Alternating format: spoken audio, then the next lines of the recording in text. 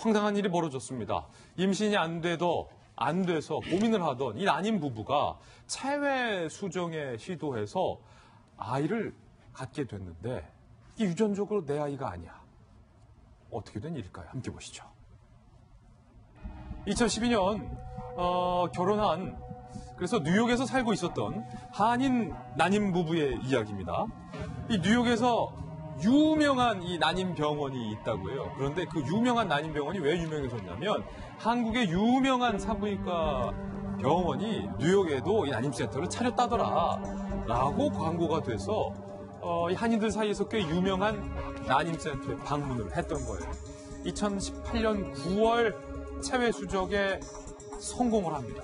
그러니까 아이를 갖는데도 지금 보시면 2012년, 2018년 수년이 걸려서 겨우겨우 체외 수정에 성공을 한 겁니다. 그래서 쌍둥이를 임신을 했고 결혼 6년 만에 출산에 성공을 합니다. 문제는 쌍둥이 얻은 기쁨도 잠시 태어난 두 쌍둥이 모두 한인 부부한테 다른 인종의 아이가 나온 거예요. 이거 어떻게 된 거예요? 얼마나 충격적이겠습니까? 한인 부부가 아이를 낳았는데 아시아인이 아니라 다른 인종. 충격을 받았습니다. 유전자 검사를 해봤어요. 혹시 부부와 전혀 유전적으로 관련 없는 아이들이 내 배에서 나온 겁니다. 쌍둥이들끼리도 심지어 유전자가 서로 달랐어요.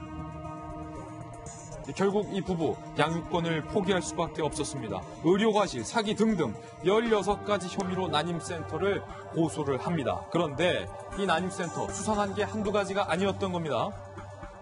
한인 부부가 체외 수정에 성공 당시 여자아이 쌍둥이 임신 사실에 더욱더 열광을 했던 모양이에요. 처음에 난임센터에서 여자아이를 쌍둥이가 임신하셨습니다. 그런데 5개월이 지나니까 초음파 검사를 했는데 태아 2명 모두 남자아이로 또 판명이 됐던 거예요. 그런데도 불구하고 그때 난임센터가 이렇게 해명합니다.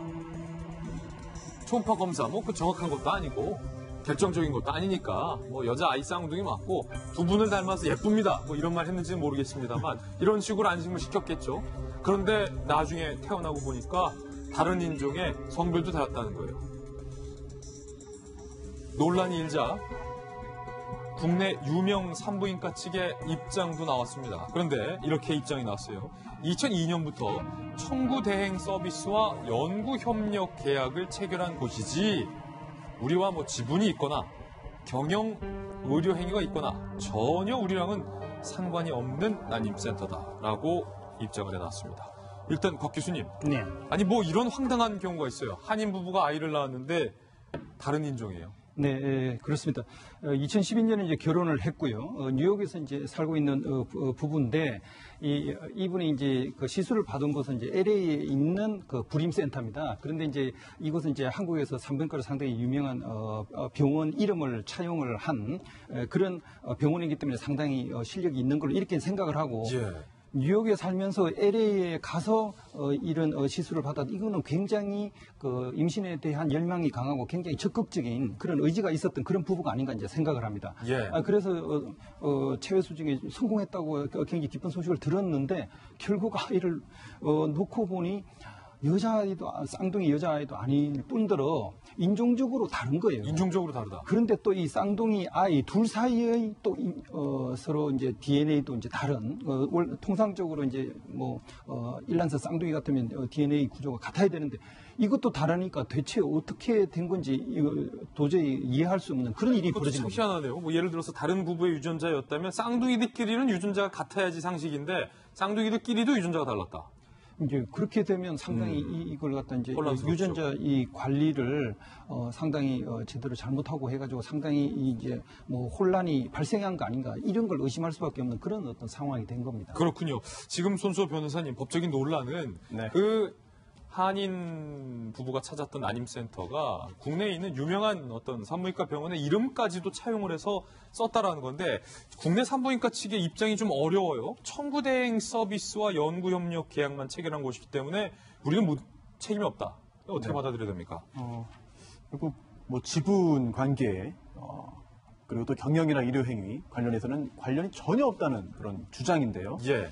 하지만 이거는 일방적인 주장이기 때문에 객관적인 그런 검증과 확인 절차가 필요한 겁니다. 예. 그리고 또 미국 현지의 그 난임센터의 그 이름도 이름도 굉장히 중요한 단서가 될 수 있는 거예요. 그렇다면 그런 이름을 사용하고 있는 것을 알면서 방치한 것이냐, 아니면 아예 몰랐던 것이냐, 또는 그러한 이름을 사용할 수 있는 어떤 알려지지 않은 협정이 있었던 것이냐 등등 확인해야 될 것이고요. 그리고 또 이 일이 좀 전에 그 곽 교수님 말씀해주신 대로 상식적으로 이해가 안 되는 일들이 많잖아요. 예. 그렇다면 이게 누군가의 실수냐, 아니면 종종 보도되는 것처럼 누군가의 고의적인 행위냐라는 부분도 가려야 됩니다. 지금 미국 현지에서 수사 대상이 될 것으로 보이고요.